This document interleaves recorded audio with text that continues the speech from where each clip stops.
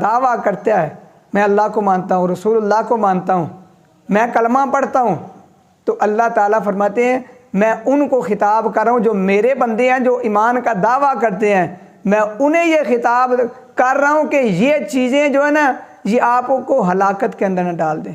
وہ کون سی چیزیں ہیں؟ سب سے پہلے آئیے قرآن پاک سورۃ المنافقون آیت نمبر 9 فرمایا یا ایھا الذین آمنوا لا تلہکم اموالکم ولا اولادکم عن ذکر اللہ ومن یفعل ذلک فاولئک هم الخاسرون۔ اے ایمان کا دعویٰ کرنے والو، لا تلہکم اموالکم ولا اولادکم، تمہیں ہلاکت کے اندر نہ ڈال دے، اموالکم تمہارا مال، ولا اولادکم تمہاری اولادیں، کس سے؟ عن ذکر اللہ، اللہ کے ذکر سے، یعنی آپ اللہ کے ذکر سے مال کی وجہ سے دور ہو گئے ہیں، اپنی اولاد کی وجہ سے اللہ کے ذکر سے دور ہو گئے ہیں، تو اللہ کریم فرماتے ہیں یہ بندے ہلاکت کے اندر وَمَن يَفْعَلْ ذَلِكَ فَأُولَئِكَ هُمُ الْخَاسِرُونَ۔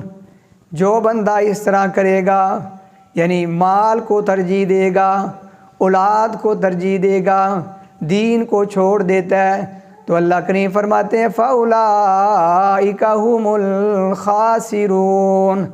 یہ بندے ہلاکت کے اندر، یہ بندے نقصان کے اندر، یہ بندے جو ہیں کہاں جا رہے ہیں؟ خسارے کے اندر جا رہے ہیں۔ آئیے نا قرآن پاک ایک اور مقام سنیے۔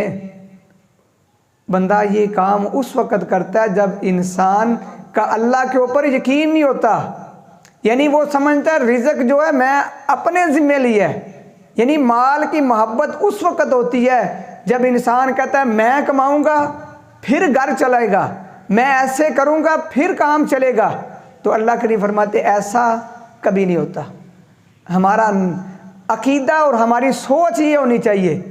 نبی علیہ الصلوۃ والسلام نے فرمایا آپ کے نصیب کے اندر اگر کوئی لقمہ لکھ دیا گیا ہے، وہ لقمہ جب تک آپ کھائیں گے نہیں اس وقت تک آپ کو موت نہیں آئے گی، یعنی جو میرے نصیب میں لقمہ لکھا ہے وہ میں کھاؤں گا، چاہے وہ پہاڑوں کے درمیان ہو، چاہے زمین کے 7ویں تہہ کے اندر کیوں نہ ہو، وہ آپ کا لقمہ جو اللہ نے نصیب میں لکھ دیا ہے وہ آپ ضرور کھائیں گے۔ یہ حدیث پاک ہے۔ اگر یہی ہمارا نظریہ ہو، یہی ہماری سوچ ہو، تو اللہ کی قسم پھر ہم دنیا کے پیچھے نہیں اتنا بھاگیں گے۔ دنیا کمائیں لیکن دنیا کے پیچھے اتنا بھاگیں کہ جس طرح بندہ ذلیل ہو کے دنیا لیتا ہے، اینو کار چھڈو یار، این سے کار چھڈو، اس طرح نہ بھاگیں کہ بندہ ذلیل ہو کے دنیا کمائے، نہیں، عزت کے ساتھ دنیا کمائیں۔ اس لیے اللہ کا قرآن کہتا ہے لا تلہکم اموالکم ولا اولادکم عن ذکر اللہ۔ اگر اللہ کے ذکر سے دور کر دیا تیرے مال نے، اگر اللہ کے ذکر سے دور کر دیا تیری اولاد نے، یہ مال یہ اولاد تیرے لیے ہلاکت ہے۔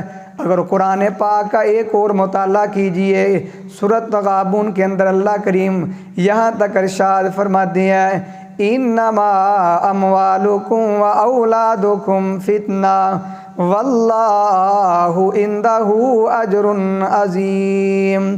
اللہ کریم فرماتے ہیں بے شک تمہاری اولاد، انما اموالکم و اولادکم فتنہ، یہ قرآن پاک کے لفظ ہیں، سورۃ تغابن ہے، اپنے گھروں کے اندر جا کے پڑھ لیں۔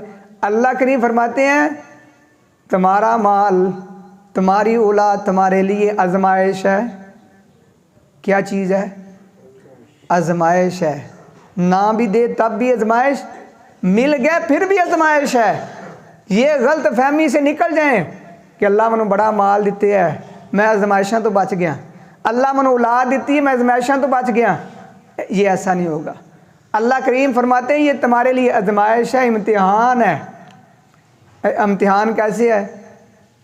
کاروبار کر رہے ہیں، ایک طرف آپ کو گاہک نظر آ رہا ہے کہ رہا گاہک کے اینے پیسے اینا سودا لینا ہے اینی میرا ڈیل کرنی ہے، اور ایک طرف کیا ہے اللہ کا حکم آ جاتا ہے.